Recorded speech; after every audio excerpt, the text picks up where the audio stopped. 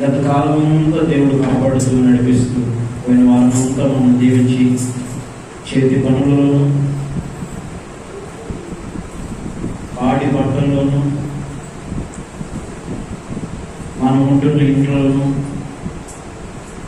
మనం నడుస్తున్న మార్గాల్లో ప్రయాణాలలో వ్యాపారాలలో సేవ పరిచర్యలో నన్ను విశ్వాస జీవితం చేయడానికి మిమ్మల్ని దేవుడు గత కాలం అంతా కాపాడినందుకు రెండు చేతులు ఎత్తేయాలి. ఇప్పుడు స్తోత్రం చెప్తాం.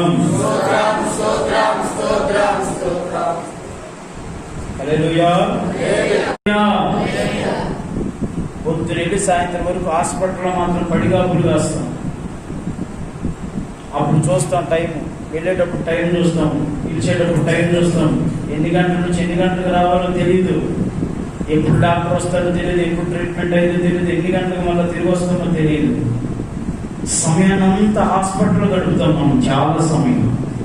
ఇంకా అక్కడ ఇక్కడ చాలా సమయం గడుపుతాం. కానీ దేవుడి సన్నిధిలోకి వచ్చేసరికి ఏముండదు మనకి. మీరు ఇప్పుడు చెప్పాలి కానీ అందుకే పాస్టర్ గారు ఒక ఆయన అంటాడు, లైవ్ లో చూస్తూ ఉంటాను నేను పాస్టర్ గారిని, మంద ఏమందది? గొర్రెల మంద. హల్లెలూయా. ఏమంద? గొర్రెల మంద. మరి ఆయన మన కాపరి కదా, అందుకే మంద అన్నాడు ఆయన. మంద చెప్పరు కదా, నోరు తెరిచి త్వరగా దేవుడికి స్తోత్రం. హల్లెలూయా చెప్పండి. మిమ్మల్ని కాదులేండి, ఆయన అంటున్నట్టు చెప్తున్నా, మీరు ఫీల్ అవ్వవచ్చు. మనకి సమయం చాలా ఇస్తాడు దేవుడు, కానీ దాన్ని మనం ఏం చేస్తాం తెలుసా? వాటికి వీటికి వాటికి వీటికి కేటాయిస్తాం. నేను ఒకటి చెప్తా వినండి. రాజు రాలేదని, రెడ్డి రాలేదని, ఆయన రాలేదని, ఈయన రాలేదని పాటలు పాడుతూ ఉన్నాం అనుకో, సమయం అంతా పాటలకే మాట్లాడరు మీరు. సమయం అంతా పాటలకే పోని పాటలు అయిపోయిన సాక్ష్యాలు చెప్పండి అంటే ఒకరి తర్వాత ఇద్దరు, ఇద్దరు తర్వాత ముగ్గురు, ఇక సాక్ష్యానికి టైం తినేస్తా ఉంటే సాక్ష్యానికి టైం అంతా సరిపోతుంది. పోనీ ఇంకా ఆ మాట ఈ మాట ఈ మాట ఆ మాట కచ్చేపించిగా మైకులో మాట్లాడు దొరికింది కదా అని మాట్లాడుతూ ఉంటే సమయం అంతా వెళ్ళిపోతాం. అసలు సమయం దేనికి దేవుడు ఇచ్చాడు మనకి? సమయం మనం ఏం చేయకూడదు, పోనివ్వకూడదంట. దాన్ని సమయాన్ని స్వాధీనపరుచుకోవాలి, సమయాన్ని సద్వినియోగపరుచుకోవాలి. ఏ సమయంలో చేయాలో ఆ సమయంలో మనం అది చెయ్యాలి. దేవునికి స్తోత్రం. ఉదాహరణ కూడా చెప్పండి. క్రైస్తవుడు సమయానికి చేస్తున్నాడు ఈ రోజున, అన్యులు చేస్తున్నాడు సమయాన్ని. క్రైస్తవుడు ఈ రోజున సమయాన్ని చాలా మంది పాటించట్లేదు. పాటించవలసింది క్రైస్తవులు, కానీ అన్యులు పాటిస్తున్నారు సమయాన్ని. మన వారు అన్ని విషయాల్లో సమయాన్ని పాటిస్తున్నారు, కానీ దేవుని సన్నిధికి వచ్చేసరికి సమయాన్ని దాటేస్తున్నారు, సమయాన్ని పోనిస్తున్నారు, సమయాన్ని వృధా చేస్తున్నారు. సమయం దేవుడి సన్నిధిలో గడపాలి. ఆదివారం సమయం దేవుని ఆరాధన చేయాలి. ఈ సమయం దేవుణ్ణి స్తుతించాలి. ఒక సమయం పెట్టుకున్నాం, మనం ఒక టైం పెట్టుకున్నాం, ఆ టైం టేబుల్ ప్రకారం మనం వెళ్ళాలి. సమయాన్ని మనం పోనివ్వడానికి వీలులేనే. క్రైస్తవుడు దేవుని సన్నిధిలో కలిగి ఉండవలసిన బాధ్యత, క్రైస్తవుడు కలిగి ఉండవలసిన బాధ్యత, లక్షణాలు బైబిల్లో చాలానే ఉన్నాయి. వాటిలో కొన్నింటిని మీకు ఈ పూట చెప్తాను. మరి రేపు రాత్రికి ప్రార్థన గుడిగా, మరి నెలాఖరులో ప్రార్థన గుడి జరుగుతుంది. జీవన్ పాలన దగ్గర వాళ్ళ ఇంటికాడ గుడికి జరుగుతుంది. అందుకు మీరంతా తప్పనిసరిగా గుడిలో పాల్గొనాలని ప్రేమతో మనం చేస్తున్నాం. ఆ తర్వాత 3వ తారీఖు 2వ తారీఖు అనుకుంటా, అంతేనా? 2వ తారీఖు రూబేన్ అన్న వాళ్ళ నాన్నగారేనా అమ్మగారి జ్ఞాపకార్థ గుడిగా జరుగుతుంది. గుడిలో కూడా పాల్గొనాలి. అంతా ఈ గుడిది రాత్రి గుడికి, పగలు కాదు. పగలంతా పనులు చెబుతూ ఉంటే కనుక 7:30 నుంచి గుడి జరుగుతుంది. ఎన్ని గంటల నుంచి? 9:40 వచ్చేసేది. పర్లేదు, ఏం పర్లేదు. సీరియల్ అన్నీ చూసేసి, ఏ సీరియల్ మిస్ అవ్వకుండా అన్నీ వండేసుకొని, అవసరమైతే కడుపులో ముద్ద పడేసుకొని రండి. ఈలోపు అందరూ ఆమెన్ అంటారు, ఆశీర్వాదం ప్రార్థన చేసుకుని వెళ్ళిపోండి. హల్లెలూయా చెప్పండి. అట్లాంటి ప్రబుద్ధులు కూడా ఉన్నారు రండి, అనకూడదు కదా. యేసయ్యకి అట్లాంటి వాళ్ళు చూస్తే అంటాడు. ఆ రోజుల్లో ఆయన ఉమ్మేసింది ఎందుకో తెలుసా? స్వస్థపరచడానికి వేసాడు. కానీ ప్రకటన గ్రంథంలో చెప్తున్నాను, నేను మీ మీద ఉమ్మి వేయ వస్తున్నా. మిమ్మల్ని చూసినప్పుడు నాకు ఉమ్మేయాలని చూస్తున్నాను. ఎప్పుడు ఉమ్మేస్తారు చెప్పండి? ఎప్పుడు ఉమ్మేస్తారు? అసహ్యం పుట్టినప్పుడు, విరక్తి పుట్టినప్పుడు ఉమ్మేస్తాం. మన నోరు మనల్ని ఉమ్మేయమని చెప్తుంది, మన మనసు చెప్పింది, నీదో బ్రతికేనా అని. మనసు వికారం చెందినప్పుడు, విసిగిచ్చినప్పుడు అలా చెప్తుంది. అలా కొంతమందిని చూసినప్పుడు క్రైస్తవుని దేవుడికి అని ఉమ్మేస్తున్నాడు. ఈ రోజున మీ మీద కాదు, మీ బ్రతుకుల మీద ఆయన ఉమ్మేస్తున్నాడు. అందుకే ఆ బ్రతుకులు పైకి రావట్లేదు, అందుకే ఆ బ్రతుకులు ఆశీర్వదించబడట్లేదు, అందుకే ఆ బ్రతుకులు దీవెనలు చూడలేకపోతున్నాయి. బైబిల్ కొట్టినా, పాటలు పాడినా, ఏమండి ఎన్ని ప్రసంగాలు చెప్పినా బ్రతుకులు అలాగే ఉంటున్నాయి. కారణం ఏంటో తెలుసా? వాళ్ళని చూసి దేవుడు మెచ్చుకోవట్లేదు, వాళ్ళ పరివర్తనలో వాళ్ళలో మార్పు కలగట్లేదు, వాళ్ళకి మారు మనసు కలగట్లేదు. అందుకే వాళ్ళని చూసి దేవుడు విరక్తి చెందుతున్నాడు. దయచేసి నీవు నేను ఒకవేళ అలా ఉన్నామేమో పరీక్షించుకొని, పరిశీలించుకొని, ఇప్పటి నుంచి దాన్ని ఏం చేద్దాం? డిలీట్ చేసేద్దాం, మన నుంచి తీసివేద్దాం. ఆ నిర్లక్ష్యం, ఏమండి అశ్రద్ధ, అసోమరితనం, మందమతనం అనేది మన నుంచి దూరపరుచుకున్నాం. దేవుడు మంచి కృపను మనకు అనుగ్రహించాడు. హల్లెలూయా, హల్లెలూయా. పొద్దునే లేచి ప్రార్థన చేసేది ఎవరు? వేపుని లేచి ప్రార్థన చేసేది ఎవరు దేవుడికి?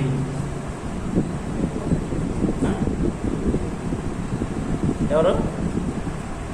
ఎవరు? అవును, మరి పక్షులే పొద్దునే లేస్తాయి, మనందరం లేపుతాయి. దేవునికి స్తోత్రం చెప్పండి.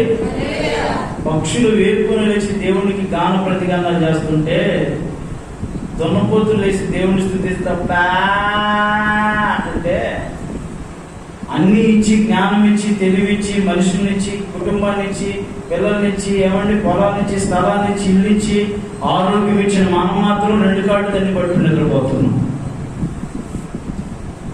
ఆయన ఎత్తాడే, ఆయనే చెప్తాడు, ఆయన మనం కాబట్టి దేవుడికి ఎత్తాడు. అసలు మనం ఎవరమే పెద్ద భక్తులమే, మనకంటే ఎవరు దేవుళ్ళు అంత నలిగినోళ్ళు, మెరిగినోళ్ళు. మనకు కాబట్టి ఆయన ఎవరు చేస్తారు? అసలు మనం పుట్టుకతోనే క్రైస్తవులమి, మనకు కాబట్టి ఆయన ఎవరు పక్కింటోళ్ళు చేస్తాడా అనే ఒక ధీమా, అనే ఒక భ్రమలో కొంతమంది బ్రతుకుతూ ఉన్నారు. జాగ్రత్త. ఒకవేళ నువ్వు అలా ఉన్నావేమో, ధీమాగా భ్రమలో ఉన్నావేమో, దాంట్లో నుంచి బయటకు వచ్చి, అలాంటి వారికి దేవుడు అస్సలు ముఖం చూపించడు. అలాంటి వారికి దేవుని ఆశీర్వాదాలు ఉండవు. హల్లెలూయా. ఆయనను వెతుకువారు ఆయనను కనుగొందురు. ఆయనను వెతుకువారు మాత్రమే ఆయనను కనుగొంటారు. కూర్చునే వాళ్ళకి, మందంగా ఉండే వాళ్ళకి, సోమరుడికి ఆయన కనపడ్డారు. మత్తుగా ఉండే వాళ్ళకి, నిద్రలో ఉన్న వారికి, పనుల్లో బిజీగా ఉన్న వాళ్ళకి ఆయన కనబడడు. దేవునికి స్తోత్రం చెప్పండి. నీ పనులు చేసుకో బిజీగా ఉన్నప్పుడు. ఉంటే వెచ్చగానైనా, ఉంటే చల్లగానైనా, నులివెచ్చని జీవితం ఉంటే తీసివేద్దాం. ఈ రోజు నుంచి మనం తీసివేద్దాం. మనం కలిగి ఉన్న లక్షణాలు, కలిగి ఉండవలసింది. పేతురు రాసిన మొదటి పత్రికలో మాటలు చదవండి. పేతురు రాసిన మొదటి పత్రిక 2వ అధ్యాయం 3వ మొదటి పేతురు పత్రిక. పేతురు రాసిన సమస్తమైన కపటమును, వేషధారణను, అసూయను, సమస్త దూషణ మాటలను మాని, క్రొత్తగా జన్మించిన శిశువులను పోలిన వారై, నిర్మలమైన వాక్యమును పాలవలన రక్షణ విషయంలో ఎదుగు నిమిత్తము ఆ పాలను అపేక్షించుడి. దేవునికి స్తోత్రం కలుగును గాక.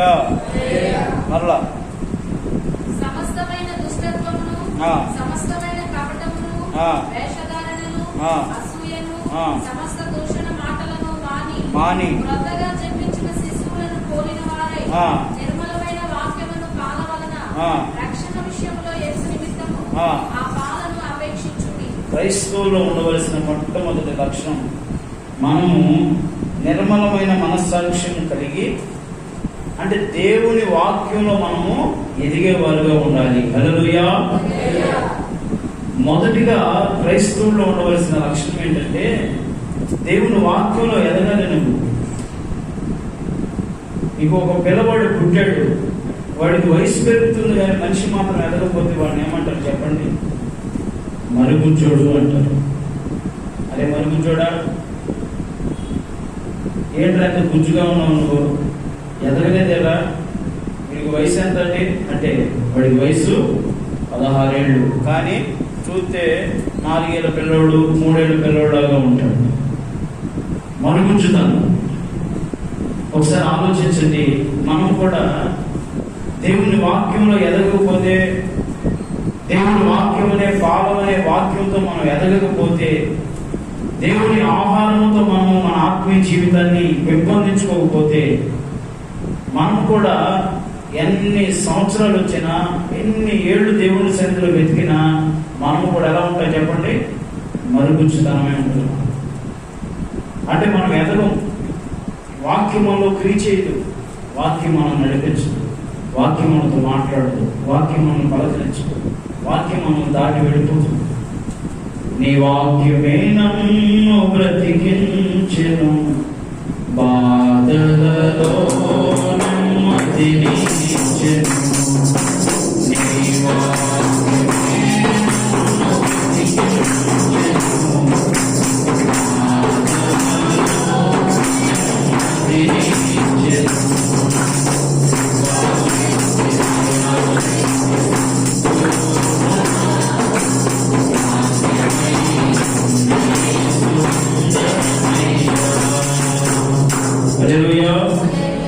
వాక్యం మనల్ని ఎదిగించాలి అంటే, వాక్యం మనల్ని ఆత్మీయంగా అభివృద్ధి చేయాలనంటే, వాక్యానికి నీవు నీ హృదయంలో స్థానాన్ని కల్పించాలి. వాక్యాన్ని వినడం చాలా మంది వింటారు చెప్పేటప్పుడు, కానీ దాన్ని గ్రహించేవారు అందరిలో కొందరే. వాక్యాన్ని వినడం చాలా ప్రాముఖ్యం, కానీ దాన్ని అవలంబించడం అనేది మరి ఎక్కువగా ప్రాముఖ్యమైనది. వాక్యాన్ని వినడం అందరికీ చేతవుతుంది, కానీ దాన్ని పాటించేవాళ్ళు కొందరికే చేతవుతుంది. వాక్యాన్ని అందరూ వింటారు, కానీ దాని ప్రకారముగా నడిచేవాళ్ళు కొంతమంది ఉంటారు. మరి వాక్యాన్ని మనం వింటున్నాం, జాగ్రత్తగా వింటున్నాం వాక్యాన్ని.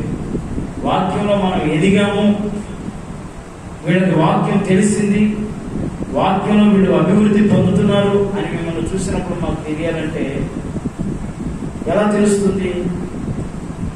పాస్టర్ గారు నిలబడి వాక్యం చెప్తూ ఉన్నారు, ఈ సంఘం వాక్యంలో బాగా ఎదుగుతుంది, పాస్టర్ గారు బాగా పెడుతున్నారు ఇప్పుడు వాక్యం అని సేవకుడు చెప్పాలి మీ గురించి సాక్ష్యం. అంటే మీరు వాక్యాన్ని వింటున్నారో లేదో అన్నది పాస్టర్ గారు, మరో పాస్టర్ గారు వస్తే తెలిసింది. హల్లెలూయా. అడగగానే వెంటనే నోరు తెరిచి సమాధానం చెప్పడం, పాట పాడినప్పుడు చప్పట్లు కొట్టడం, వాక్యం అడిగినప్పుడు దాన్ని తీసి చదవడం, సంఘం బాగా ఎలర్ట్గా ఉంది అని అంటారు. ఆయన అడిగిన అట్లా కూర్చున్నారు అనుకో, ఆయన అడిగిన నాకేట్లే అని కూర్చున్నారు అనుకో, దానివల్ల పాస్టర్ గారికి అర్థమైపోతా ఈ సంఘం పాస్టర్ గారి మాట వినటం లేదు. అంటే ముందు ఎవరి మాట వినట్లేదు? దేవుడి మాట వినట్లేదు కనుక నా మాట కూడా మీరు వినండి. నా మాట వినేవాళ్ళు అయితే దేవుడి మాట కూడా వింటారు. నా మాట వినటం అంటే దేవుడు వచ్చి నాకు చెప్తే, అంటే వాక్యం వచ్చి మనకు చెప్తే వాక్యం మనల్ని నడిపిస్తుంది. ఆయన నడిపించినప్పుడు అలాగ మనం నడవాలి. హల్లెలూయా చెప్పండి, హల్లెలూయా హల్లెలూయా. మీరు వాక్యంలో ఎదిగారు అనడానికి ఎలా చెప్పాలి మీ గురించి నేను సాక్ష్యం? సమయానికి రావడం, వినయ భయభక్తులు కలిగి ఉండడం, పాట పాడేటప్పుడు చప్పట్లు కొట్టుకోవడం, ఆరాధన చేసేటప్పుడు కళ్ళు తెసి అటు ఇటు చూడటం, గొడవలాగా అట్లా. ఆరాధన మేము కళ్ళు మోస్తాం, కొంతమంది బయట తిరుగుతూ ఉంటారు. అది ఎవరికి? పిల్లలు చేస్తారు అట్లా, పెద్దోళ్ళు అట్లా చేయనంటే పిల్లలు ఎవరు? ఎదగని వారు, వాళ్ళకి దాంట్లో అనుభవం తెలియదు. మరి ఎదిగిన వారు, కాస్త జ్ఞానం తెలిసిన వారు, హల్లెలూయా చెప్పండి, హల్లెలూయా. పిల్లలకి ఏదైనా పని అప్పు చెప్తే కాసేపు చేసి కూర్చుంటారు, మళ్ళీ కాసేపు అలసలు తీర్చుకొని చేస్తారు. పెద్దవాళ్ళకి పని అప్పు చెప్తే అది అయిపోయేదాకా చేసి ముగించుకొని పక్కన కూర్చుంటారు. అది అయిపోయేదాకా రెస్ట్ తీసుకోరు. వాళ్ళకి తెలుసు కనుక పనిలో నైపుణ్యత. మరి వాక్యం వింటున్నాం, మనం నైపుణ్యత రావాలి, మనలో మనం బదులు పెట్టబడాలి. ఆ వాక్యం మనలో క్రియ చేసినప్పుడే, వాక్యానుసారంగా మనం నడిచినప్పుడే మోషే వలె మన ముఖం ప్రకాశిస్తుంది. దేవుని వల్ల ఆయన ఆజ్ఞను మనం పాటించగలుగుతాం. ఆయన మాటను సూచన తప్పక చేయగలుగుతాం. వాక్యంలో నీకు అనుభవ జ్ఞానం రావాలి. వాక్యం అనే పాలు వంటి వాక్యం చేత మీరు మొదటి స్థానం చేయబడాలి. ఎందుకు వాక్యం మనిషికి కావాలి అన్నప్పుడు ఆ వాక్యం క్రీస్తు సారూప్యాన్ని నీలోని తీసుకొని వస్తుంది. ఒకవేళ వాక్యం వాళ్ళలో పనిచేయలేదంటే వాళ్ళలో ఏం కార్యం జరుగుతుంది? అదే మాట చదువుతున్నారు చూడండి అక్కడ. ప్రభు దయాళుడని మీరు రుచి చూచి ఉన్న ఎడలా అంటూ ఆయన చెప్తున్నాడు అక్కడ. సమస్తమైన దుష్టత్వం, కపటం, వేషధారణ, అసూయ, దూషణ మాటలు ఇవన్నీ వాళ్ళలో ఉంటాయి కనుక వాక్యం వాళ్ళలో వాక్యం వాళ్ళలో పని చేయదు, క్రియ చేయదు. హల్లెలూయా. కళ్ళజోడు తీసురా, కింద ఉంది కళ్ళజోడు తీసురా, నా బిడ్డ మీద కళ్ళజోడు తీసురా అని ఫాస్ట్గా చెప్పారు. పరిగెత్తుకుంటూ వెళ్ళాడు కుర్రోడు, మనోడు వెళ్ళాడు. ఎంతకీ కళ్ళజోడు కనిపించరా. ఎక్కడుందని చెప్పారు? బెడ్ మీద ఉందన్నారు, అంటే మంచం మీద ఉందన్నారు. వెతికాడు, పరిగెత్తుకుంటూ వచ్చి ఫాస్ట్గా కళ్ళజోడు కనపడాడు అన్నాడు. అన్నాడుగా మరో బ్రదరు, నువ్వు కొంచెం వయసుకు వచ్చినాడు, ఎదిగినాడు కాబట్టి నువ్వు పోయిన ఆయన తీసుకురా అక్కడే ఉందనంటే అప్పుడు అడుగు ఆలోచించాలి. వాడు వెళ్ళాడు, వాడికి తెలియదా, వాడికి కళ్ళు లేవా, వాడికి అటు మైండ్ లేదా, వాడు అటు చూశాడు అనుకొని మళ్ళీ వెళ్ళి మంచం అంతా చూసి కింద పైన చూసి మొత్తం మీద ఆయన కూడా పరిగెత్తుకొచ్చాడు. పాస్టర్ గారిని కళ్ళజోడు లేదు. హల్లెలూయా. పిలవబోయిన పీర్ సాహిబ్, అలవపోయిన అత్తర్ సాహిబ్ ఇద్దరు వల్ల పనిగా ఇక నేనే వెళ్ళాలని చెప్పి దిగిలే. మంచం మీద ఇళ్ళగానే ఆ తిండి ఎత్తగానే తిండి కింద ఉంది మనం పైకి. ఏంటిది? కళ్ళజోడు. హల్లెలూయా. వీళ్ళకేం చెప్పా? మంచం మీద కళ్ళజోడు తీసుకురండి అన్న. మంచం మీద ఉందనగానే కనపడతా ఉంటుంది అనుకుని వీడు అటు చూసి వచ్చాడు. అటు చూడగానే కనపడ్డా, వీడు వెళ్ళాడు, అటు చూడగానే కనపడ్డా, నేను వెళ్ళా. మంచం మీద లేదు కాబట్టి కొంచెం అలాగా తింటుందిగా అలా ఎత్తి చూడగానే కళ్ళజోడు అక్కడ పెట్టి. హల్లెలూయా. మంచం మీద కళ్ళజోడు అన్నారు. మాకు దొరకలేదు పాస్టర్ గారు, నీకెట్లా దొరికింది? ఇది ఎంత విచిత్రం, ఇది ఎంత విచిత్రం అంటారు వాళ్ళు. ఏంటి చెప్పరేంటండి అట్లా అంటారా? హల్లెలూయా. వెతకమన్నది వాస్తవమే, కానీ వాళ్ళు వెళ్ళి చూసి వచ్చారు. వెతకలా, చూడటం వేరు. మీరంతా చూడటానికి వచ్చారు, వెతకడానికి వచ్చారా? చూడటానికి వచ్చినట్టు కొంతమంది. పాస్టర్ గారు గడ్డ పెట్టాడు, కొంచెం తెల్లగా ఉన్నట్టు మధ్యలో తెల్లటి బాగా వచ్చేస్తాను ఈయనకి అని చూడటానికి వచ్చారు కొంతమంది. మీరు కాదు అట్లా ఉన్నారు అట్లా పెట్టి. ఇక కొంతమంది ఎందుకు వస్తారు? ఏంటి మనిషి పట్ట ముందుకు పోతుంది, ఏంటి మనుషులు లొట్టకళ్ళు అయిపోతున్నాయి చూస్తారు కొంతమంది. అంతే, చూడటానికి ఒక సభలు అట్లా జరుగుతున్నాయి. పాస్టర్ గారు ఏ బట్టలు వేసుకున్నాడు, ఏ సెంటు కొట్టాడు, ఎలా తిరిగాడు, అసలు బూట్లు వేసుకుని వాక్యం చెబుతున్నాడు, బూట్లు లేకుండా చెబుతున్నాడా, నీట్గా ఉన్నాడా లేదా, మాట ఎట్టుంది, సూపు ఎట్టుంది, ఎన్ని గమనిస్తారు కొంతమంది. హల్లెలూయా. చెప్పు గట్టిగా హల్లెలూయా. అంత బయోస్కోప్ మా మీద అన్ని కళ్ళు పెడతారే. ఒక్కసారి అయ్యే కళ్ళు నీవే తిప్పుకో, నీవైపు చూపెట్టుకో ఒకసారి. వాక్యం నాకు మాత్రమే కాదు, చెప్తున్న నాకు మాత్రమే కాదు, వాక్యం నీకు కూడా. నీకు మాత్రమే కాదు, వాక్యం నాకు కూడా. వాక్యం అనేది ఎలాంటిది? రెండంచులు కలిగిన ఖడ్గముతో పోల్చాడు ఆయన. అంటే కత్తికైతే ఒక పక్కనే పొద్దునుంటుంది, ఖడ్గానికి రెండు వైపులా ఉంటాయి. హల్లెలూయా. వాక్యం నాకు, నా వైపు నేను సరిగా లేకపోతే నన్ను చీరేస్తుంది, నువ్వు బాగోకపోతే నిన్ను కూడా చీరేస్తుంది. వాక్యం రెండు విధాలుగా పనిచేస్తుంది. దేవుని వాక్యంలో మనం ఏమవ్వాలి? మొదటిగా ఎదగాలి. చెప్పండి, ఏమవ్వాలి? ఎదగాలి. మరి ఎదుగుతున్నామా? మనం చూస్తున్నాం అంతే. వాక్యాన్ని చూడటం మట్టుగా తెలుస్తుంది, కానీ దాన్ని గ్రహించే శక్తి లేదు మనకి. వాక్యం వింటున్నాం కానీ దాని ప్రకారం నడుద్దామనే ఒక ఆత్మీయ జ్ఞానం మనలో ఉండట్లేదు. అన్నప్పుడు వాక్యం చెప్పగానే దాని గురించి ఆలోచన చేసి ప్రార్థనలో పెట్టాలి ఆ అంశాన్ని. అయ్యా నాకు వాక్యం అర్థం కావట్లేదు, పాస్టర్ గారు చెప్తుంటే నాకు అర్థం కావట్లేదు, సేవకుడు చెప్తుంటే నాకు అర్థం కావట్లేదు, దైవజనుడు చెప్తుంటే నాకు అర్థం కావట్లేదు వాక్యం, అసలు ఆ వాక్యం ఏంటి నాకు అర్థం కావట్లేదని ఒక్కసారి మోకరించి ప్రార్థన చేయగలిగితే ఆ వాక్యం నీలో ఏం తీసుకొచ్చిందో తెలుసా? మారు మనసు నడిపించింది. హల్లెలూయా చెప్పండి. వాక్యం నీలో ఒక పరివర్తన, నీ ప్రవర్తనలో ఒక మార్పును కలుగు చేస్తుంది.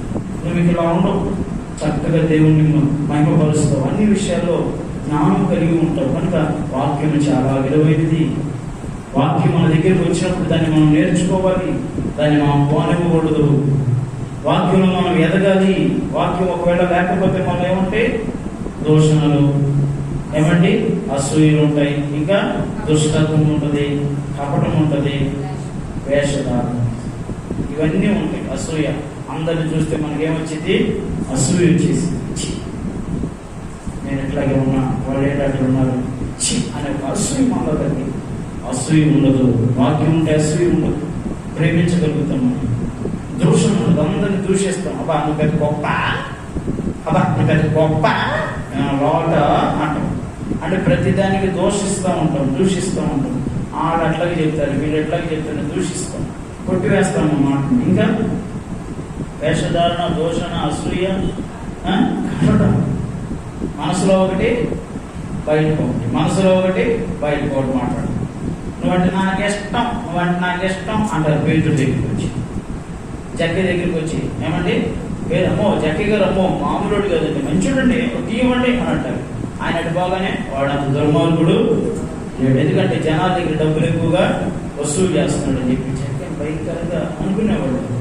అట్లాగా బయట ఒకటి, లోపల ఒకటి, లోపల ఒకటి, బయట ఒకటి, లోనొకటి బయట ఒకటి, మాట్లాడేది ఇంకొకటి, రంగులు మారుస్తావేంటి, చెప్పేదేంటి, నీవు చేసేదేంటి, దేవునికి తెలియదేంటి. నీ గురించి దేవుడికి తెలీదా? తెలుసు. నువ్వు చెప్పేది ఒకటి, చేసేది ఒకటి, మనసులో ఒకటి, బయటకు ఒకటి. హల్లెలూయా. రంగులు మారుస్తూ ఉంటారు కొంతమంది. ఈ జెండా కదని కాసేపు ఆ జెండా కదని ఈ జెండా. హల్లెలూయా. ఈ పార్టీకి వెళితే ఈ పార్టీలో జంప్ అవుతారు, ఆ పార్టీకి వెళితే ఆ పార్టీలో జంప్ అవుతారు. ఆ జంపింగ్ బ్యాచ్ ఉంటుంది కొంతమంది దగ్గర. జంపింగ్ అన్నమాట. ఇక్కడ కాకపోతే అక్కడ, అక్కడ కాకపోతే జంప్ చేసేది ఏంటి చెప్పు? జంప్ ఏం చేసింది? కప్ప జంప్ చేసింది. కప్పలాగా ఉంటారు కొంతమంది, జంప్ చేస్తా ఉంటారు. అంటే ఇది కాదని అది, అది కాదని ఇది, అంటే ఆ పార్టీ అంటే ఆ సంఘం కాదని ఈ సంఘం, ఈ సంఘం కాదని ఆ సంఘం, ఆ పాస్టర్ గారు కానీ ఈ పాస్టర్ గారు ఈ పాస్టర్, ఇట్లా తిరుగుతూనే ఉంటారు. కప్పకి ఏం పడదు, ఎంతటమే ఇలాగా. వాక్య అనుభవం లేని వాడు కూడా, ఏమండి వాక్యంలో ఎదగలేని వాడు కూడా అలాగే ఉంటారు, జంప్ చేస్తూ ఉంటారు. మనం ఒక చోట ఉన్నాం కనుక స్థిరంగా వద్దాం, స్థిరంగా బలపరచబడదాం, వాక్యం అనుభవాన్ని పెంచుకుందాం. హల్లెలూయా చెప్పండి, చెప్పండి హల్లెలూయా. వాక్యంలో మనకేం కావాలి? అనుభవం కావాలి. వాక్యం వింటున్నప్పుడు ఆ వాక్యం నేను ఎలా నడిపిస్తుంది? అదే మాట కింద చదవండి. దేవుని దృష్టికి ఏర్పరచబడినదియు అమూల్యమును సజీవమునైన రాయియకు ప్రభువు వద్దకు వచ్చిన వారై యేసుక్రీస్తు ద్వారా దేవునికి అనుకూలములకు ఆత్మ సంబంధమైన బలులర్పించుటకు పరిశుద్ధ యాజకులుగా ఉంటున్నట్లు మీరును సజీవమైన రాళ్ల వలె ఉండి ఆత్మ సంబంధమైన మందిరముగా కట్టబడుచున్నారు. హల్లెలూయా చెప్పండి. హల్లెలూయా. చూడండి అక్కడ, క్రొత్తగా జన్మించిన శిశువులను పోలిన వారై. ఎవరండి? హలో తమ్ముడు, ఎవరు? కొత్తగా జన్మించిన శిశువు. శిశువు శిశువు శిశువు అంటే ఆయన చూసి శిశువు అంటారా? అదే శిశువు బాగున్నారా అంటావా? శిశువు అంటే ఎవరు? ఏంటండి మీకు తెలీదా? చెప్పరండి నా ఇల్లు ఏంటి అట్లా చూస్తారు. మీకు కదా మాకు పుట్టేది, మాకు తెలియదండి, మీకేగా అన్నది చూస్తారు. అదే చెప్పు. కొత్తగా పుట్టిన శిశువు అంటే ఏంటి? చిన్న పిల్లడు కంటారు చూడండి, వాళ్ళని శిశువులు అంటారు. రోజులు పిల్లడు. హల్లెలూయా. అంత వివరంగా చెప్తున్నాడు అన్న. మీకే నువ్వు నాకేంటి అని కూర్చుంటారు. అదే నేను చెప్తుంది. అట్లా ఉండకూడదు మనం. హల్లెలూయా. నోరు తెలిసి వెంటనే ఏం చెప్పాలి? చెప్పాలి. అందుకే కాదు ఆయన కొట్టేది మిమ్మల్ని, ఈ విమానం మొదలు. హల్లెలూయా. చెప్పడు ఏంటండి మీరు నోరు తెచ్చి? హల్లెలూయా. స్త్రీలు ఎక్కువ ఉన్నారు, పురుషులు ఎక్కువ ఉన్నారా? మరి వాళ్ళు ఏంటి మాట్లాడలేదు? పాట పాడుతున్నారు. నా హృదయాన కొలువైన యేసయ్యా. ఈ పాట మీరు పాడండి, నేను ఆపేస్తాను. మీరు పాడండి ఈ పాట. పాడమ్మా కాశం గారు.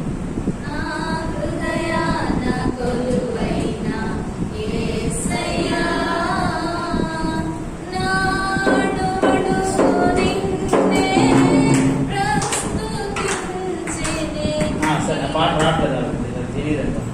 నడిపించు నావా పడు.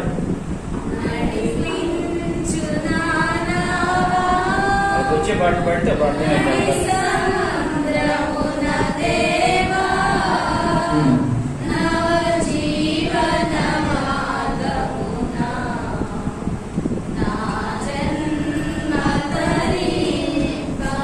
మీరు పాడినా ఈ పాట. లేడీస్ పాడండి, జెంట్స్ పాడండి. నడిపించున్నాను పాడండి. మీరు కాదు, బాగండి. నా పాట నోట్ చేసి. జీవన మార్గమున నా జన్మ తరింప. హల్లెలూయా. మీ వాయిస్ ఏమో వచ్చినా కానీ రానట్టుగా ఉంటుంది. మనం తప్పులు వచ్చినా పాడుతానే ఉన్నాం. హల్లెలూయా చెప్పు. చెప్పు గట్టిగా హల్లెలూయా. వచ్చిన వాళ్ళకి, రానోళ్ళకి, వచ్చిన వాళ్ళకి వయ్యారం ఎక్కువ, రానోళ్ళకి రాగాలు ఎక్కువ. దీర్ఘాలు తీసి పాడతారు. పాపం రాదు కాబట్టి దీర్ఘం ఎక్కువ ఉంటుంది. తప్పులేదు. వచ్చినమ్మకి అమ్మో ఏం వయ్యారమో, ఆమె అసలు ఊరితో కాలండి, దీర్ఘాలు చేస్తుంది, ఆమెకు రాదు. సజీవుడవై నా అనగాలండి రెండు శరణానికి వెళ్ళిపోతారు. ఏమింకా అంటానే ఉండదు. హల్లెలూయా చెప్పండి. హల్లెలూయా. ఎదగిన వాళ్ళకి ఎదిగిన వాళ్ళకి తేడా ఉంటుందండి. అవునా కదా? మీరు కొత్తగా జన్మించిన శిశువులను పోలిన వారై, ఎలా ఉండాలా? కొత్తగా జన్మించిన శిశువులను పోలిన వారై నిర్మలమైన వాక్యమును పాల వలన, వాక్యమును పాల వలన, వాక్యమును పాల వలన. ఏమండి? వాక్యాన్ని దేంతో పోల్చారు? పాలతో పోల్చారు. దేంతో పోల్చారు? పాలతో పోల్చారు. దేంతో పోల్చారు? పాలతో. ఎందుకు పాలతో పోల్చారు? కుడితో ఎందుకు పోల్చలేదండి? డ్రింకులతో ఎందుకు పోల్చలేదు ఆయన వాక్యాన్ని? లేకపోతే రసనతో కానీ, లేకపోతే ద్రాక్ష రసంతో ఎందుకు పోల్చలేదు ఆయన? వాక్యము పాల వంటిది. వాక్యము పాల వంటిది. పాలు ఎలా ఉంటాయి? పెనాయిల్ ఎలా ఉంటుంది? అది కూడా తెల్లగానే ఉంటుంది. మా అక్క మంచి అక్క, ఆగిరిపల్లిలో ఒక అక్క, మొన్న అయ్యగారి కోతి బాటిల్లో, కొంచెం 1 లీటర్ బాటిల్లో తెల్లగా ఉన్నాయి, పోసుకెళ్ళారు. అయ్యగారు వచ్చారు కానీ గబుక్కన ఆమె ఏం చేసిందంటే ఆ బాటిల్ చూసింది. చూసే తెల్లగా ఉన్నాయిగా, పొయ్యి ఎదిగించి పొయ్యి మీద పెట్టి గిన్నె దాంట్లో పోసింది. ఎంతకి పొంగు రావట్లేదు, వాసన ఒక రకంగా వస్తుంది. ఏంటని చూస్తే పెనాయిల్. పెనాయిల్ పొయ్యి మీద పెట్టి కాసింది. పాలకి పెనాయిల్కి తేడా లేదు ఈరోజు. అట్లా ఉంది కొంతమందికి. వాక్యం ఏది, వాక్యం కానిదేది అని కూడా గ్రహింపు లేదు. పాలు తెల్లగానే ఉన్నాయి, జిల్లెడు పాలు, పెనాయిల్ కూడా తెల్లగానే ఉంది. జిల్లెడు పాలు కూడా తెల్లగానే ఉంటాయి. పాలను తాగుతాం, జిల్లెడు పాలు తాగుతామా? పాలు తాగుతాం, పెనాయిల్ తాగుతామా?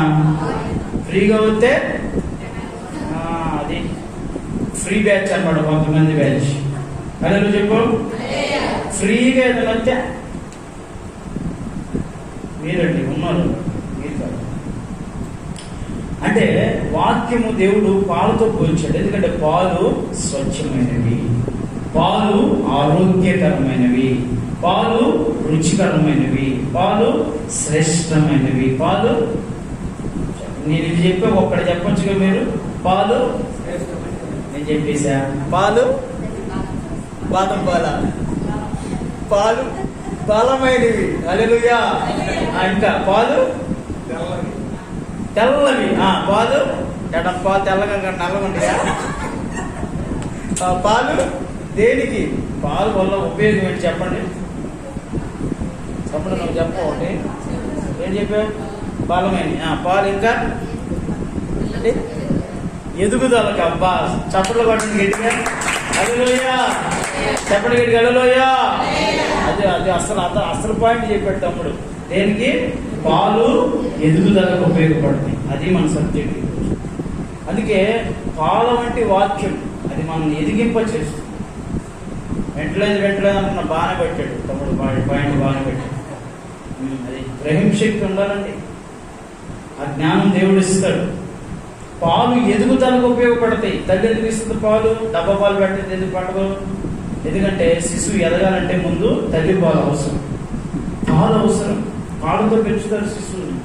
ఎదిగే పిల్లలు ఎదిగిన తర్వాత కూడా పాలు పెడతారా? తాగరా, అరే పాలు తాగరా అని డబ్బా పాలు పెడతారా? మా ఇంటి దగ్గర మేము అద్దుకున్న ఇంట్లో ఎదురుగా ఒక పిల్లడు ఉన్నాడు. వాడు దగ్గర 13-12 సంవత్సరాలు వచ్చిన ఇంకా తల్లి దగ్గరికి పాలు తాగుతూనే ఉంటాడు. అప్పుడు వాళ్ళ అమ్మ కూడా ఏం మాట్లాడేది కదా, ఇచ్చేది పాలు ఇచ్చేది, తాగుతూ ఉండేవాడు. అందరూ చూసి ఏమా వాడికి ఆ వయసు వచ్చింది, ఏంటి నా పని అని చెప్పి అరుస్తూ ఉంటాడు. వాళ్ళు ఎవరు అంటే తూర్పు పడ్డాడు. సరిగా మనకి కొంచెం జ్ఞానం తక్కువ అండి. పిల్లలంటే అమితమైన ప్రేమ. దేవుడికి స్తోత్రం చెప్పండి. పిల్లలు ఎదుగుతూ ఉన్నప్పుడు పాలు పడతారు. ఎదిగిన తర్వాత వయసు వస్తే ఎన్ని సంవత్సరాలకి, ఎన్ని నెలలకి పాలు మానిపించేది? ఎన్ని నెలలకి? వీళ్ళకి ఏం తెలియదు మీకు. నవ్వుతారండి ప్రతిదానికి. నవ్వితే నాకు ఇప్పుడు ఏమనిపిస్తుంది సార్,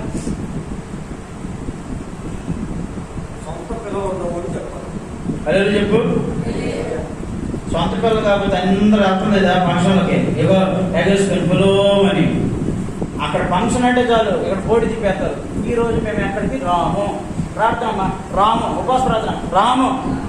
ఎందుకో మా పోటీ చూడ. అక్కడ ఫంక్షన్ జరుగుతుంది. ఏ ఫంక్షన్? బిర్యానీ ఫంక్షన్. ఇక్కడికి ఉపవాస ప్రార్థన కూడా వస్తాడు. అదే చెప్పా. పాలు ఎప్పుడు మానిపిస్తారు పిల్లలకి? 6 నెలలకి. అది చెప్పొచ్చుగా. 6 నెలలకు మానిపిస్తారు. నీకు తెలీదా పాస్టర్ గారు? నువ్వు వెళ్తావుగా అంటారా మీరు? నాకు తెలుసు, అసలు మీకు తెలుసు లేదంటే 6 నెలలు అయిన తర్వాత పిల్లలు పాలు మానిపిస్తారంట. 6 నెలల మట్టుకి. ఆ తర్వాత కొంచెం గొప్ప తాగుతూ ఉంటారండి. ఇక వాడికి మానిపించేస్తారు. తర్వాత అన్నప్రసన్నం చేస్తారు, అన్నంతో పెడతారు. కొంత వయసు అన్నం వచ్చిన తర్వాత ఇక వాడికి పెట్టవలసిన పోషక ఆహారాలన్నీ వయసుకు వచ్చిన పెడతా ఉంటారు. ఇంకా మీరు పాలు అనే వాక్యమే తాగుతూ ఉన్నారా? ఎదిగే శిశువుల కంటే పాలు ఇంకా మీరు ఎదగట్లేదు. ఇంకా పాలనే కావాలని కోరుకుంటున్నారు. ఎందుకు? ఆహారం తినాలి మనం. దేవుడి స్తోత్రం చెప్పండి. పాల వంటిది చుంటె తేనె వంటిది నా జీవపు మధురమైనది. పాల వంటిది చుంటె తేనె వంటిది నా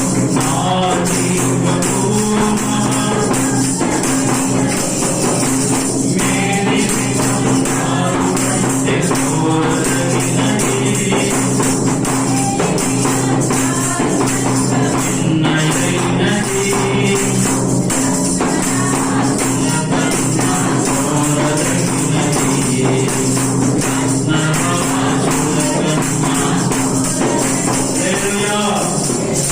ఎల్లుడికి 6 నెలలు పాలు మానిపించిన తర్వాత వాడు ముందు పెడతారు.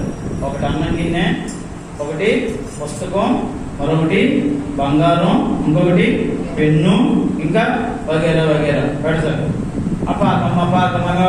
రామ్ అనే వాడు వెళ్ళి ఏదైనా చేయి పెట్టకపోతే మీరే దగ్గర పెడతారు. వాడు ఏకి వంగరం మీద వేసాడు అనుకో, అమ్మో వీడికి బంగారం అంటే ఎంత పిచ్చో, వీడికి వస్తువు అంటే పిచ్చి అంటారు. అదే వెళ్ళి వాడు పెన్ను మీద చేసాడు అనుకో, వీడికి చెప్పండి అమ్మో వీడికి జ్ఞానం, చదువు, అమ్మో వీడికి చదువు అమ్మా, అమ్మ వీడికి చదివేనమ్మా అంటాడు. అడన్నిట్లో ఫెయిలే. దేవుడి దయ వల్ల పట్టుకుంటాడు, కన్నాడు, పేరు పెట్టేస్తాడు. అడిగి అమ్మ వీడు ఎలక్టర్ అయిపోతాడు, కలెక్టర్ అయిపోతాడు, మంచి అయిపోతాడు అనుకుంటారు. ఆడి పట్టుకు అన్ని సున్నాలు. మమ్మీ కార్డు చూడు, ప్రోగ్రెస్ కార్డు ఎంతరా తెలుగులో 35కి దేవుడి దయ వల్ల 3 మార్కులు. ఏమండి సైన్స్, సోషల్, పోనీ మ్యాథమెటిక్స్ లో ఎంత నీకంటే వాడు లేకపోతే 100కి ఏమండి 10, 15, 5 కొంతమంది. ఏంటంటే ఇది దేవుని స్తోత్రం చెప్పండి. ఎదగట్లేదండి, ఎదగాలి. మనం పాలతోనే ఇంకా దేవుని వాక్యాన్ని వినకూడదు. ఆహారానికి రావాలి, దాన్ని భుజించాలి. జీవాహారమును నేనే, జీవాహారమును రెండోసారి పలకంటారా? జీవాహారమును నేనే, జీవాహారమును నేనే అంటే మీరు కాదు, నేను కాదు, యేసయ్య. జీవాహారమును నేనే అన్నాడు యేసయ్య. అంటే వాక్యం పాలు వంటిది, వాక్యం ఆహారం వంటిది. కనుక ఆ కింద మరొక వాక్యం చదవండి, అదే అధ్యాయంలో. పాల ఎదుగు నిమిత్తం ఆ పాలను ఆపేక్షించుడి. ఒకవేళ ఎదగాలంటే పాలు తాగండి. మనుషుల చేత విసర్జించబడినను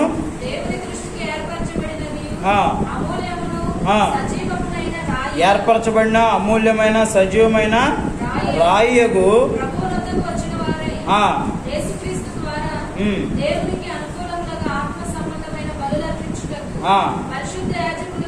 ఉండుటకు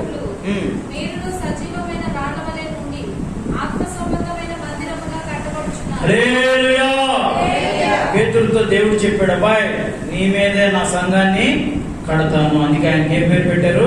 రాయప్ప అంటే పేతురు, బండ. పేతురు అంటే బండ, రాయప్ప బండ. నీ మీద నా సంఘాన్ని నేను కడతానని చెప్పాడు బైబిల్. పేతురు మీద ఆయన సంఘాన్ని కడతానని చెప్పాడు. అంటే పేతురుతో చెప్తున్నాడు. ఇంకా పేతురు కొన్ని క్వాలిఫికేషన్స్ ఏంటంటే, పేతురు వైపు చూసి దేవుడు అడుగుతాను, నువ్వు నన్ను ప్రేమించుచున్నావా? ఎన్నిసార్లు అడిగాడు ఆ మాట? 3 సార్లు అడిగాడు. అబ్బాయి పేతురు, అందరి సంగతి వదిలే, ఊళ్ళో వాళ్ళు అనుకుంటున్నారు, వీళ్ళు అనుకుంటున్నారు, నువ్వు నన్ను ప్రేమిస్తున్నావా అని 3 సార్లు అడిగితే, అయ్యా నీకు తెలీదా, నీ దగ్గర పరిచయం చేస్తున్నావు, నీకు తెలీదా? ఎన్నిసార్లు అడిగితే మనిషికి ఇసుకొస్తుంది?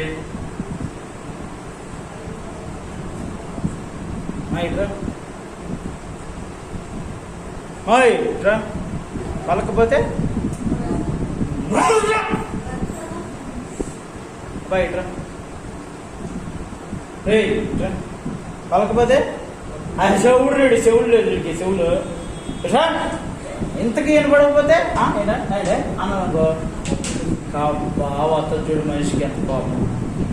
యేసు ప్రభు అంటున్నాడు, పేతురు నువ్వు నన్ను ప్రేమిస్తున్నావా అంటే, పేతురు అంటాడు, అయ్యా నీవు అన్నట్టే, నీకు తెలియదే ఉందా నా గురించి, నేను ప్రేమిస్తున్నానో లేదు నీకే తెలుసు అన్నాడు. మరలా అడిగాడు, వాళ్ళ సంగతి వీళ్ళ సంగతి అనవసరం, నన్ను ప్రేమిస్తున్నావా అని 3వసారి కూడా అడిగాడు. అంటే పేతురుకి ఆయన మీద ఎంత ప్రేమ ఉందో తెలుసుకోవడం.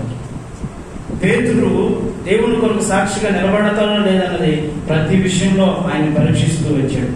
అయితే పేతురు దేవుడి కొరకు నిలబడ్డాడా? నిలబడ్డాడు. అంతేకాదు పేతురు హతసాక్షిగా మార్చబడ్డాడు. దేవునికి స్తోత్రం చెప్పండి. పేతురు రాశారండి పత్రిక. ఆయన చెప్తున్నారు, మీరు ఆత్మ సంబంధమైన బండగా, ఆత్మ సంబంధమైన బలులు, ఏమండి మందిరముగా, ఆత్మ సంబంధమైన మందిరంగా కట్టబడాలి. అక్కడ బలులు చెల్లించాలి. సజీవమును అమూల్యమును ఏర్పరచబడింది అక్కడ ఉంటుంది. ఆత్మ సంబంధమైన మందిరంగా కట్టబడితే అసూయ, దూషణ, ద్వేషణ, ఇంకా కపటము, మోసము, వేషధారణ ఇలాంటివి అక్కడ కనబడవు. నీవు వాక్యములో ఎదుగుతూ ఉంటావు. ఆ తర్వాత ఆహారమైన వాక్యంతో ఎదుగుతావు. దేవుడి కొరకు మందిరంగా కట్టబడతావు. హల్లెలూయా చెప్పండి. ఎలా కట్టబడాలి? మనము ఆత్మ సంబంధమైన మందిరముగా కట్టబడాలి. ఎలా కట్టబడాలి? ఆత్మ సంబంధమైన మందిరం. ఇదే మందిరం మనుషుల చేత కట్టబడిన మందిరం. ఇది ఆత్మ సంబంధమైన మందిరం. ఇందులో ఉంటాడా? ఇందులో ఉంటాడా దేవుడు? చెప్పండి. హృదయంలో ఉంటాడా? కట్టడాల్లో ఉంటాడా? హృదయంలో ఆయన ఉంటాడు. ఎందుకంటే అది దేవునికి దేవాలయం అని చెప్పి పూజిస్తాం. ఆయన ఎక్కడుంటే అన్ని చోట్ల కనపడతాడు మనకి. ఆయన ఎక్కడ లేకపోతే నువ్వు ఎక్కడికి వెళ్ళినా ఆయన కనబడ్డాడు. హల్లెలూయా చెప్పు. మీకు సీక్రెట్ చెప్పనా? పక్కనే మందిరం ఉండి ప్రార్థన జరుగుతున్న కొంతమంది మందిరానికి వెళ్ళరండి. ప్రక్కనే ఉంటుంది వాళ్ళ ఇంటికి గోడ అడ్డు, కానీ మందిరం అది ఇల్లుది. ప్రక్కనే ఉన్న మందిరానికి వెళ్ళరు. మారు మనసు కొందరు బాప్తిసం పొందుతారు. ఎక్కడో దూరం ఉంటే కొంతమంది పరిగెత్తుకుంటూ మందిరానికి వెళ్ళిపోతూ ఉంటారు. ఏమా అంత దూరం ఎందుకు నువ్వు వెళ్తున్నావు అని అంటే, మందిరము ఉన్నది, నేను అక్కడికి వెళ్తున్నాను. కారణం ఏంటో తెలుసా? దూరంగా ఉందని భారమైన వెళుతున్నారంటే హృదయంలో మందిరం ఉన్నది కనుక అది దూరమైన భారమైన అది భారం అనిపించదు, అది దూరం అనిపించదు. పక్కనే మందిరం ఉంది, ఆరాధన ఉండదు, ప్రార్థన ఉండదు, మారు మనసు ఉండదు. ఎందుకంటే అంటే వాళ్ళలో దేవుని హృదయము మందిరము లేనే లేదు. అందుకే వాళ్ళకి మందిరం కనబడదు. కనుక మనం మందిరాన్ని హృదయంగా మార్చి దేవుని దాంట్లో మనం కొలువు చేసి ఆరాధించాలి. హృదయం అనే మందిరం ఆయనకి ఆత్మ సంబంధమైన మందిరంగా మనం చేసి దాంట్లో మనము ఆయన ఆజ్ఞల్ని, ఆయన శాసనాన్ని, ఆయన నిబంధనని, ఆయనని ఆ చిగురించే పలకని, అహరోను కర్రని అవన్నీ మనం పెట్టుకొని ఆయన మనం ఆరాధించాలి. ఆయన మనము గణపరచాలి. నా ప్రాణేశ్వరా యేసయ్యా నా సర్వస్వమా యేసయ్యా.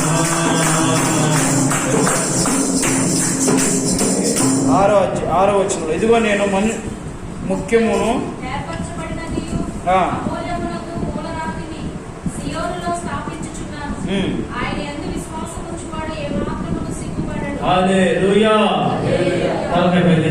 ఆయన యందు విశ్వాసం ఉంచిన ఎవరు సిగ్గుపడరు. ఎందుకు సిగ్గుపడరు? ఎందుకంటే వాళ్ళ దగ్గర ఎవరు ఉంటారు? యేసయ్య ఉంటాడు. యేసయ్య వాళ్ళని ఎప్పుడు సిగ్గుపరచండి. సిగ్గు ఎప్పుడు కలిగింది మనిషికి? మామూలుగా మాట్లాడుకున్నాం. సిగ్గు ఎప్పుడు కలిగింది?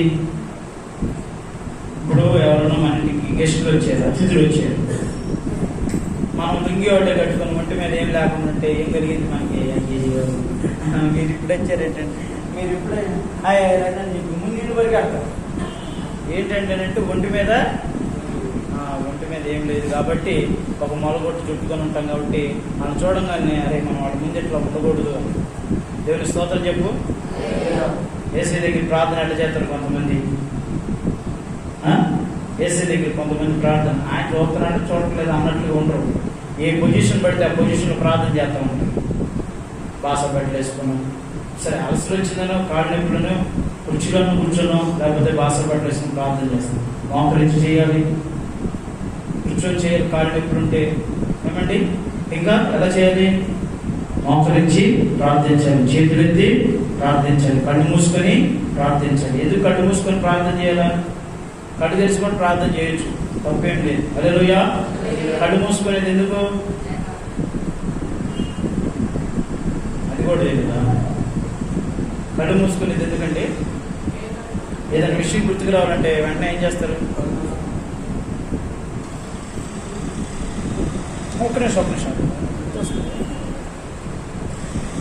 అంటే గుర్తు తెచ్చుకుంటాం. కళ్ళు మూసుకుంటే వెంటనే ఏం జరిగిందని ఒకసారి వెనక్కి వెళ్తాం, కొన్నిసార్లు ముందుకు వెళ్తాం. హల్లెలూయా. ముందులుయ్యా అది జాగ్రత్త. ముందు పరిగెత్తికి వెళ్ళినప్పుడు ముందు నీలో పడిపోతాం, వెనక్కి వెళ్తే గోతిలో పడిపోతాం. ఆలోచిస్తూ ఉంటారు, గుర్తు తెచ్చుకుంటూ ఉంటారు. కళ్ళు మూసుకునేది ఎందుకంటే ఒక ధ్యానం వస్తుంది, దాని మీద ఒక ఏకాగ్రత, ఒక శ్రద్ధ వస్తుంది, దాని మీదే ధ్యానిస్తూ ఉంటుంది. కళ్ళు మూసుకున్నప్పుడు ఇక ఏది గుర్తుకు రాకుండా మనం కాసేపు నిదానించి ధ్యానించాలి. కళ్ళు తెరిస్తే ప్రార్థించాలి. అందరూ కనపడుతూ ఉంటారు. హల్లెలూయా. చెప్పండి హల్లెలూయా. హల్లెలూయా. చెప్పండి గట్టిగా హల్లెలూయా. హల్లెలూయా. హల్లెలూయా.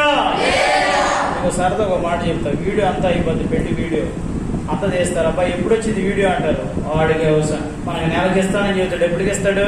మీకు తెలుసు బాగా. ఎప్పటికి ఇస్తాడు వీడియో క్యాసెట్? సంవత్సరానికైనా ఇస్తే మంచిదే. హల్లెలూయా. ఇక ఆ వీడియో క్యాసెట్ రాగానే పెట్టి మన వాళ్ళు చూస్తూ కూర్చుంటారు. ఆమె ఎట్టుంది, ఈయన ఎట్టున్నాడు, ఏ బట్టలు వేశాడు, వాళ్ళు ఎట్లా ఉన్నారు, అక్కడ ఏదైనా కొంచెం ఏమన్నా పిచ్చి పిచ్చిగా ఉంటామంటే మనకేమొస్తుంది? వెంటనే నవ్వు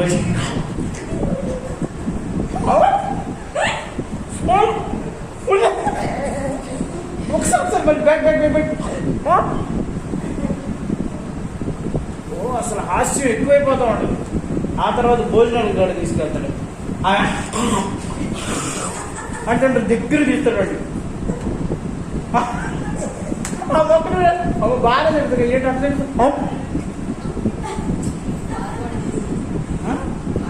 సారీ బ్యాక్వర్డ్ ఫార్వర్డ్ మళ్ళీ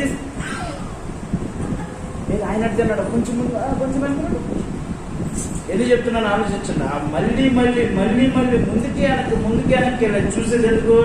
కాస్త నవ్వుకోవడానికి, వాళ్ళ ప్రవర్తన ఎట్లా ఉందో చూసుకోవడానికి.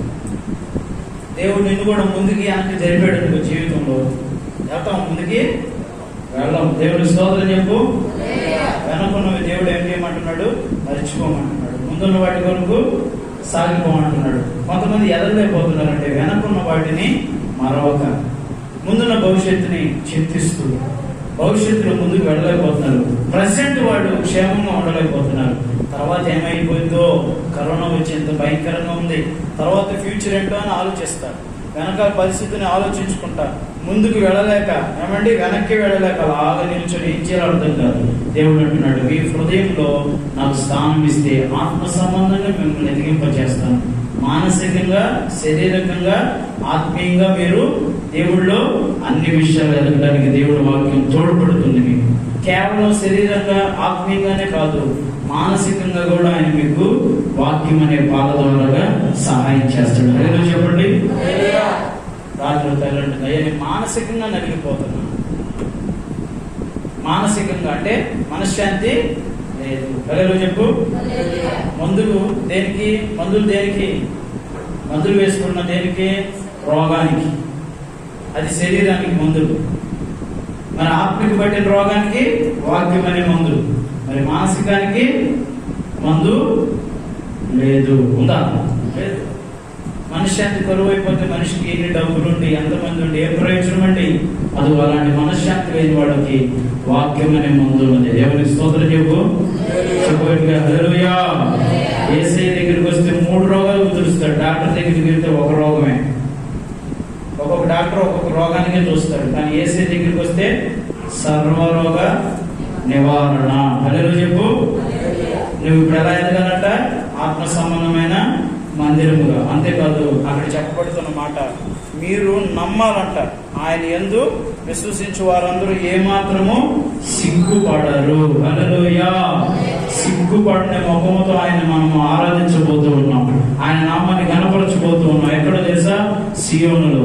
ఏర్పరచబడిన వారు సియోనులో, మిగిలిన వారు యెరూషలేములో ఉంటారు. దేవుణ్ణి ఆరాధిస్తూ దేవుని ముఖాన్ని చూస్తూ దేవుని నామాన్ని మహిమపరుస్తారు. మరి అట్టి కృప నీకు నాకు దేవుడు కలుగు చేయాలని ప్రార్థన చేసుకోవాలి. ఈ వాక్యం దేవుడు మన వినికిడిలో ఫలభరితంగా మార్చునుగాక.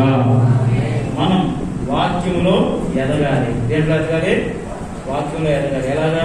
శిశువు ఎలా ఎదుగుతాడో పాల ద్వారాగా మనం కూడా వాక్యం అనే ఆ పాల ద్వారాగా ఎదుగుతూ ఉండాలి. ఎదిగిన తర్వాత ఆహారం పుచ్చుకుంటాం. అలాగే మనం ఎదిగిన తర్వాత అమూల్యమును సజీవమును ఇక్కడ అమూల్యము సజీవము ఆత్మ సంబంధమైన మందిరంగా కట్టబడాలి. హల్లెలూయా చెప్పండి. అమూల్యంగా ఉండాలి, ఆత్మ సంబంధంగా ఉండాలి, సజీవమైనదిగా ఉండాలి. మనిషి బ్రతికితే ఇచ్చితే వాడికి కోపం వస్తుంది, కొడితే వాడికి కోపం వస్తుంది, ఇంకా తిడితే వాడికి కోపం వస్తుంది. ఎందుకంటే వాడు బ్రతుకున్నాడు కాబట్టి, వాడికి అన్ని అవయవాలు సరిగ్గా పనిచేస్తున్నాయి కాబట్టి. అది పక్షవాతం వచ్చిన వాడికి, లేకపోతే కోమాలోకి వెళ్ళిన వాడికి నువ్వు ఇచ్చినా, తిట్టినా, అరిసినా, ఆచ్ అని తుమ్మినా, కరోనా పేషెంట్ దగ్గరికి తీసుకెళ్ళి ముద్దు పెట్టించినా అటు చూస్తూనే ఉంటాడు. హల్లెలూయా. మీరు కోమాలో ఉండబాకండి, బయటికి రండి. కొంతమంది కోమాలోనే ఉంటారు వాక్యం చెప్పేటట్టు. అందుకే నోరు చేసి సమాధానం చెప్పరు. మాస్టర్ గారు చెప్పేది చెప్పండి, అర్థము కాదు. కోమాలోనే ఉంటారు. బయటికి రావాలి, వాక్యం విని బలపరచబడదాం. అంటే ప్రభు దేవుడు మనందరికీ అనుగ్రహించునుగాక. వాక్యం చేత మనం బలపరచబడుదుముగాక. వచ్చేవారు ఇదే వాక్యాన్ని అడుగుతా తప్పనిసరిగా చెప్పాలి.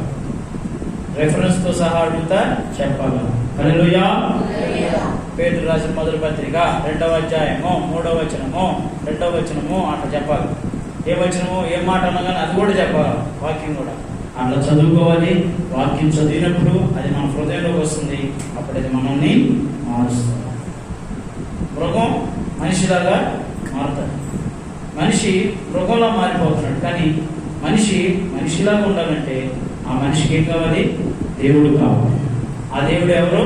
మన ప్రభు అయిన యేసు క్రీస్తు. ఆ దేవుడు కోతి కాదు, ఏనుగు కాదు, పిల్లి కాదు, బల్లి కాదు. మన దేవుడు ఎవరు?